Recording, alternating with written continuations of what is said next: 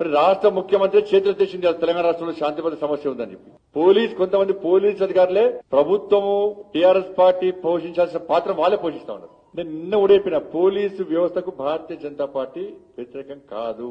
Telangana police హీరోలు రాష్ట్ర ముఖ్యమంత్రికి దమ్ము ధైర్యం ఉంటే, నీకు తెలంగాణ పౌరుషం ఉంటే, నీ లోపల దేశభక్తి ఉంటే, నువ్వు నిజమైన భారతీయుడు అయితే 15 నిమిషాలు మొత్తం పోలీసులకు స్వేచ్ఛనివ్వు.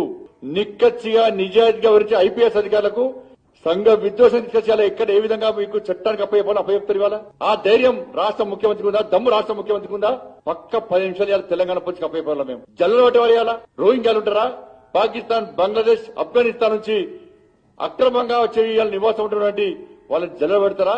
ఐపీఎస్ పోలీస్ వ్యవస్థను కించపరిచే విధంగా ఇలా రాష్ట్ర ముఖ్యమంత్రి వ్యవహరిస్తున్నాడు.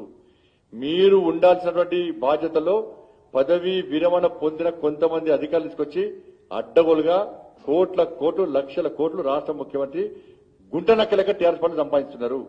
ఆ సంపాదనలో ప్రధాన భూమిక ఎవరైతే పదవీ విరమణ పొంది ఇలా బాధ్యత నిర్వహిస్తారో వాళ్ళే ప్రధాన భూమిక పోషిస్తున్నారు. వాళ్ళు చేయాల్సిన వృత్తి చేయకుండా టీఆర్ఎస్ పార్టీని బలోపేతం చేయడానికి, కార్పొరేటర్లను ప్రభావితం చేయడానికి మధ్యవర్తిత్వం వ్యవహరిస్తున్నారు వాళ్ళు. దానికి పోలీస్ అధికార సంఘం ఎందుకు ఖండిస్తలేదు? దాన్ని ఎందుకు వ్యతిరేకిస్తలేదు? ఐపీఎస్ వ్యవస్థనే రాష్ట్ర ముఖ్యమంత్రి కించపరిచే ప్రయత్నం చేస్తున్నాడు.